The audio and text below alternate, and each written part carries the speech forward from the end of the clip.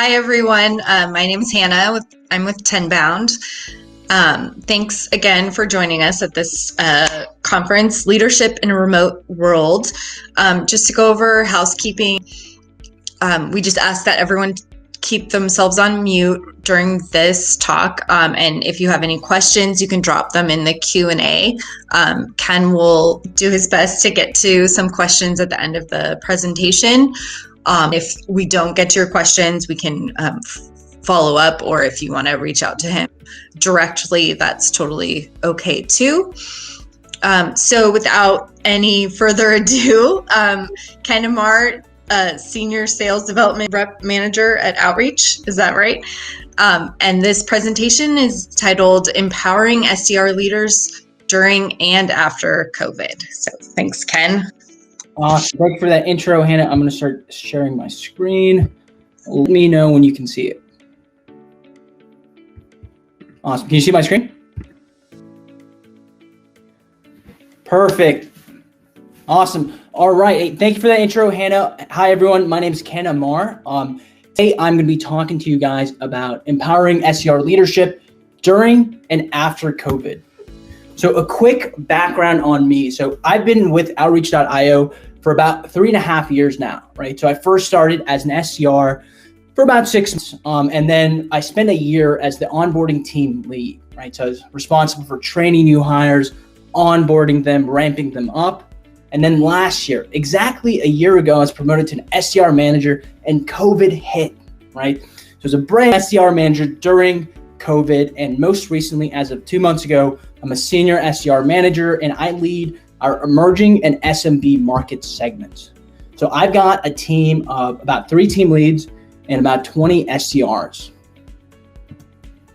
So today, I'm going to cover a lot of interesting topics, right?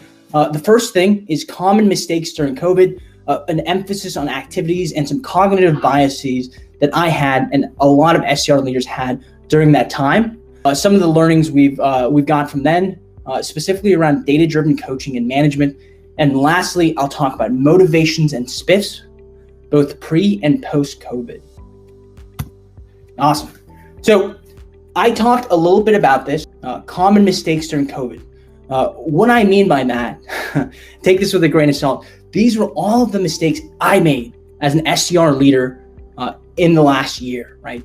And I know for a fact that a lot of other SDR leaders last year made these same mistakes as well too. And I hope you can learn from some of these mistakes that we made together.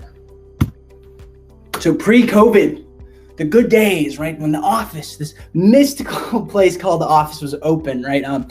Our SDR shop was on the same floor as the AEs and the CSMs, one big floor, SDRs on one side, AEs on another. It's this energy, this buzz in the room, right? When SDRs would do call blitzes, all of the desks would come up. Everyone would be making dials together. You could hear your peers getting back live. You could give them coaching real time, right? And as the leader, you could walk behind your reps. You could hear how they sound on the phone without having to rely on Gong or other software tools, right? And interestingly enough, exactly 1 year ago, everything went remote, right? Now, if you don't know SDRs generally are brand new sales reps, right? They're new to sales, new to SDRing. They're making a career shift. Sometimes they're fresh out of college. To be quite candid with you guys, I didn't have a lot of trust in my SDRs, right? Like I remember a year ago worried. My team now has to make these really tough cold calls. They've got to prospect without my help, without their teammates' help, all alone, working from home. Could they do this? And I didn't know if they could or not, right? And so I fell into this classic trap that a lot of SDR leaders and sales leaders fell into, right?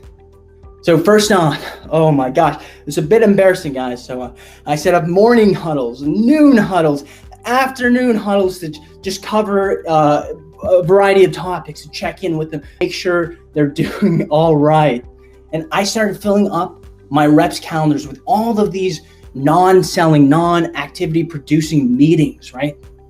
And the next thing I did, and I'm really embarrassed to say this, is I kind of fell into that whole micromanaging trap, right? So I built this super fancy Excel sheet, right?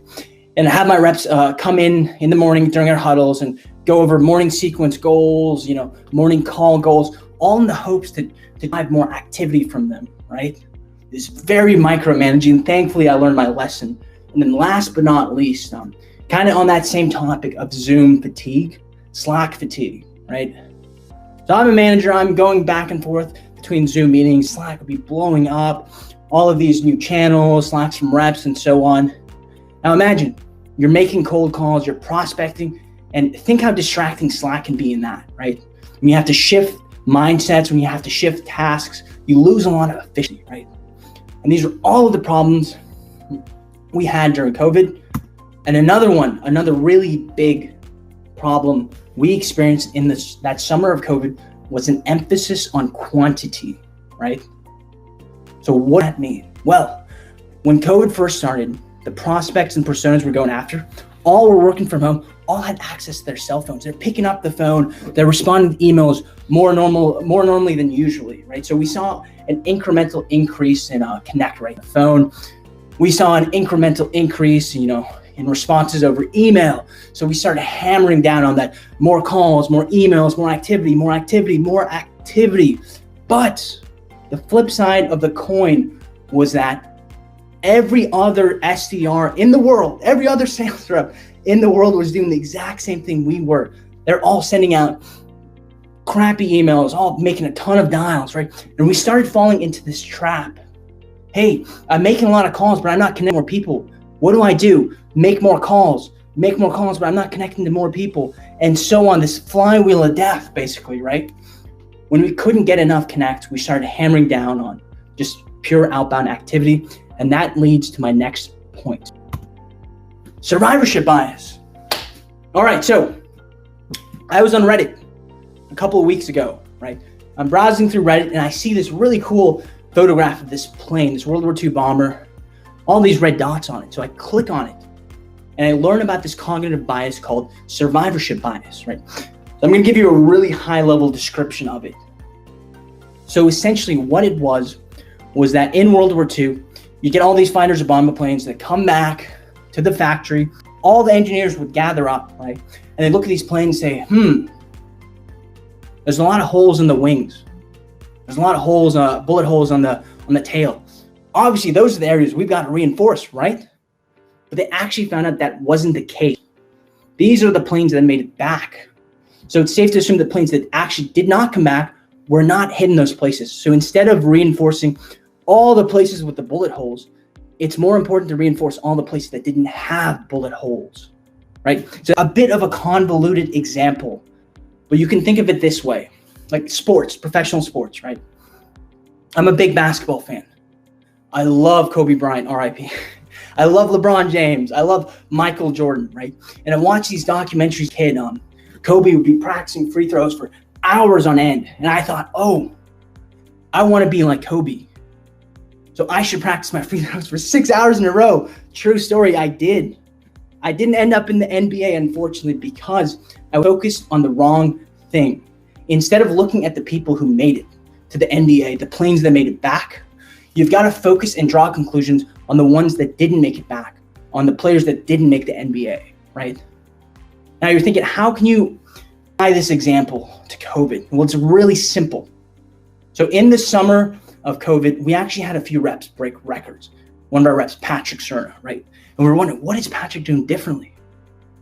And so we started focusing on his outputs. Patrick was making 200 to 300 dials a day, and that led to us believing, hey, if Patrick can do that and break records, we should have all of our teams doing that, right? But that was the wrong thing to focus on. Instead of focusing on what the top rep is doing, we instead needed to draw a conclusion on what everyone else was struggling with, right? So that's survivorship bias. It's a cognitive bias that impacts a lot of SDR leaders, myself included. And kind of on that same vein, so focusing on the wrong metric. So here are two screenshots of a rep.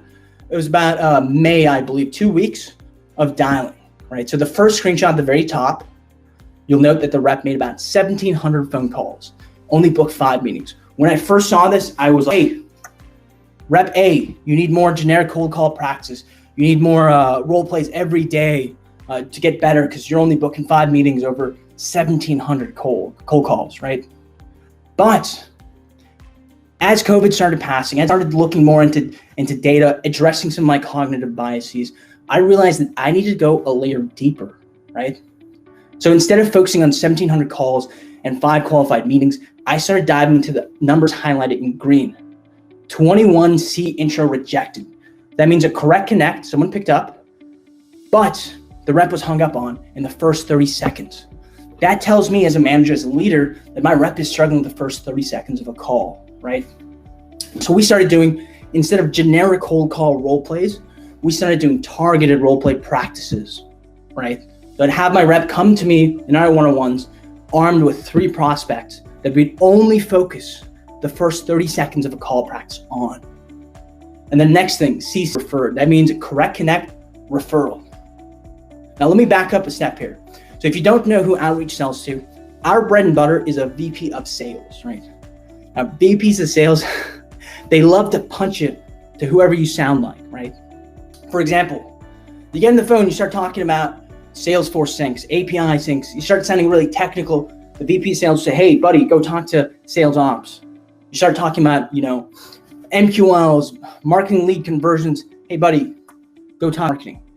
If you start talking about saving the reps 1 to 2 hours a day, activities and so on, that's a below the line concept, which I'll cover in a couple later slides, but they'll say, go talk to a manager. So we dove in on this rep's calls. We realized this rep was saying, we bi-directionally sync with Salesforce CRM. They started getting way too technical. And the VP of sales they were talking to would keep punting them over to sales ops, who would never respond back to his email or calls, right? It was an easy fix for us to make. All right. So I made all of these terrible, terrible mistakes, but I learned from them. And I'm still learning from them. And here are some of the post-COVID learnings we have that we'll continue to implement, whether or not, COVID ends or whatnot. The first thing is on enablement, right? So sales managers, pre-COVID were really easy to talk to, right? We generally start our deals with sales managers. Our SDRs love prospecting sales managers, right? But when COVID happened in summer, pipeline just fell off a cliff. All of these deals with these sales managers ended really quickly because they didn't have enough economic buying power or decision-making authority to go up and sell it to their C-level executives. And we realized that we couldn't survive by selling and pitching to managers, right? We needed to go to the C-suite. So this book comes in, Selling Above and Below the Line by Skip Miller, fantastic read. It's now a mandated reading for our SDR, AE, and CSM team, right? Now, you might think to yourself, why sell to a CEO, CRO, CMO? Well, it's really simple. C-level executives, on average, deal sizes get a lot bigger when you involve the C-level, the C-suite much earlier, right? So bigger pipeline. For SDR leaders, that matters a ton. For AE leaders, when you involve the C-suite, deals close at a much faster rate and higher percentage, right? So it's really important to involve the C-suite early. But the problem is, it's hard. Speaking to CROs, it's hard. Speaking the lingo. We didn't have that enablement. And we found that out really quickly in the summer. I just could not prospect into CROs, CMOs, CEOs. And this book really helped because it broke down this concept of above the line and below the line, right? And I'm going to try explaining it to you really simply, but it goes like this. I'm a manager, right? I'm a below the line persona. What do I care about? Well, I speak English, a below the line concept. I care about this month. I care about my reps' activities, how many calls they made, how many opportunities they generated. And I only care about this month. I might be thinking about next month, but really my main focus is on this month, right? Now, above the line, like a C-level executive doesn't speak English. They speak Greek. They speak Italian, a different language, right? They don't damn about this month. They care about next quarter. They care about next year, right? And they speak in dollars, numbers, signs, percentages, ROI, right? And so we enabled our SDR team with trainings weekly, daily, of this concept, right? And it's really interesting because if you can teach your SDR team to speak high level to C-level executives, think of how big a competitive advantage that is. SDRs are the tip of the spear. If they can speak high level to a CRO, to a CMO, CEO, how much more pipeline could that generate for your company? And that tied in to this broader industry shift we saw, right? So if you recall, in one of the previous slides I mentioned, people were responding more often, but then all the sales reps started sending emails, doing phone calls, because they couldn't go to conferences or trade shows, right? Now, personalization is one of the first key things that Outreach pioneered, right?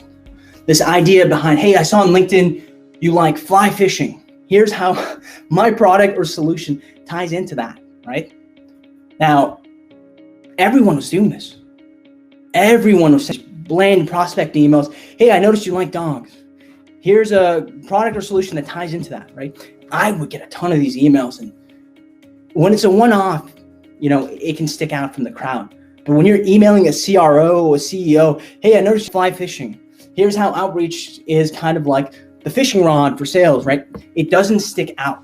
So there's this concept, this polar shift to relevance over personalization came by, right?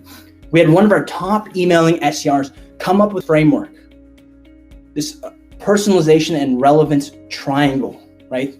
At the very top, broader trends in an industry, things that are going on in a company, and then lastly, some personalization on an individual level, right? Now, I'm going to the next slide, and you'll see a kind of blurry screenshot of this email. So Aiden Tang, one of our top SDRs ever, this is an email they sent to a CRO at a company that was prepping for IPO. Right? They used that email personalization and relevance theory. They talked about broader trends in the industry as they prep for IPO, right? Things that companies in their positions or CROs in this prospect's position would care about. And then they dropped social proof of other companies that have IPO'd with Outreach. It was a one email close. One email close. Aiden was able to book a CRO of a large company off of one good, relevant email. Now imagine if you got a team of 20 SDRs, all of them are sending emails like this. All of them are booking CROs or CEOs. I said this before, but I'll say it again. How much of an impact could that have on your pipeline, on your business? Now, please bear in mind, the next 3 slides, I'm going to be pitching a lot about Outreach, right? Some unreleased and soon to be released features. So you're going to get a quick head start on this, right? All right. So the first thing, when we move beyond just simple outreach reporting, we have this new feature that's coming very soon. It's called team performance, right? It's really cool, really high level.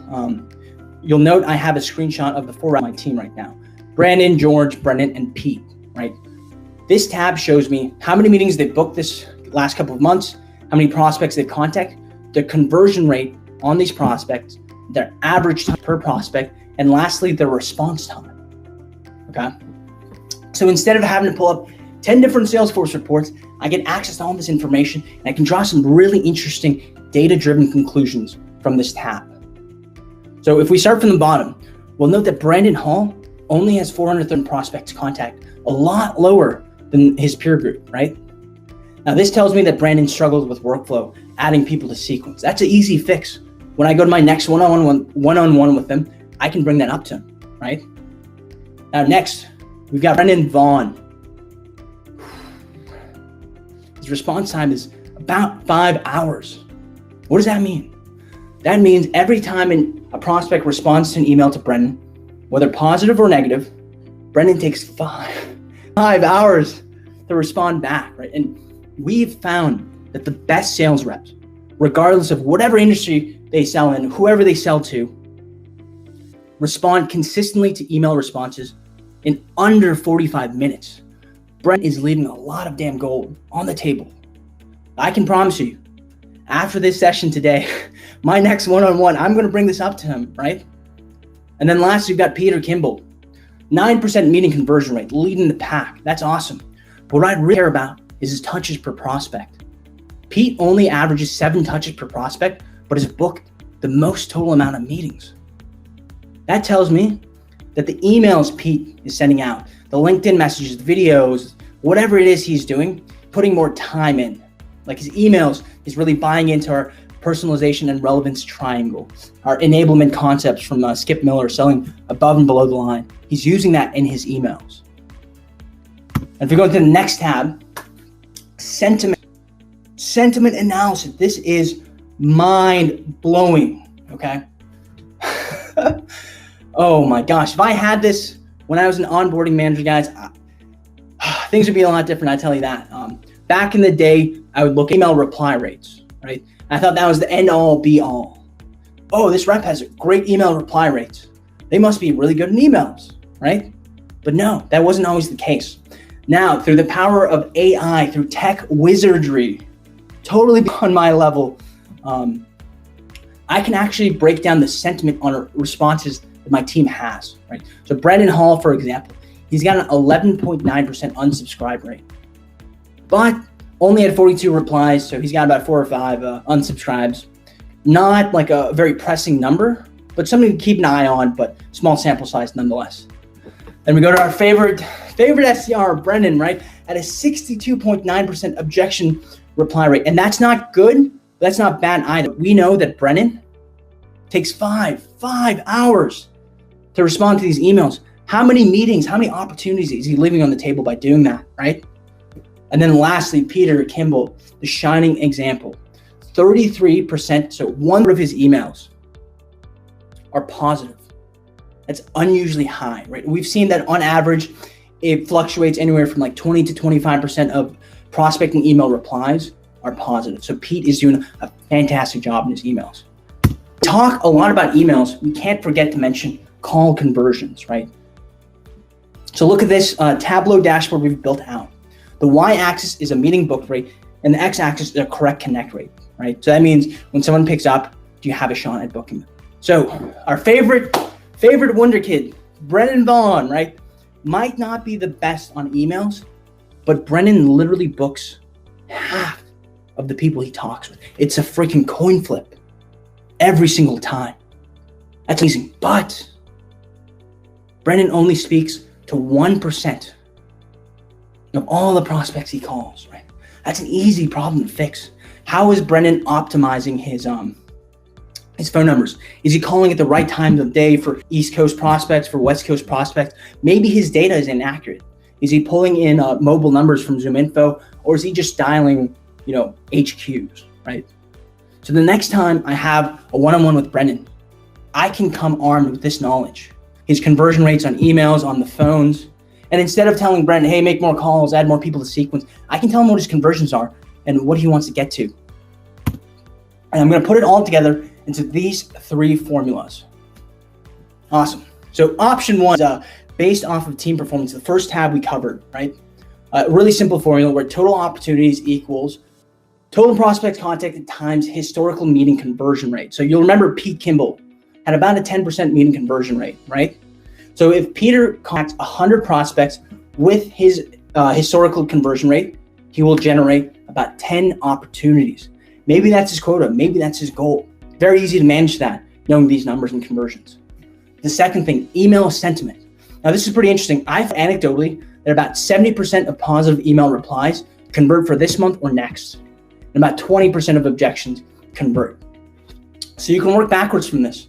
Based off of their positive reply rate and their objection reply rate, you can build out how many total opportunities you want to book for this month. And lastly, call conversion rate. Now, this is kind of interesting. I've spoken to a lot of SDR leaders.